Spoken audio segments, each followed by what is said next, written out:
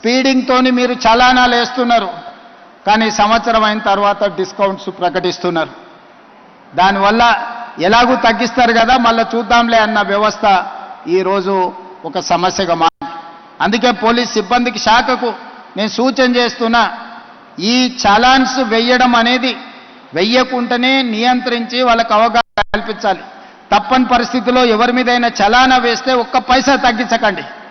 మూడవది, వాళ్ళ బ్యాంక్ అకౌంట్స్తోని డైరెక్ట్గా డిపార్ట్మెంట్కి సింక్రనైజ్ చేయండి.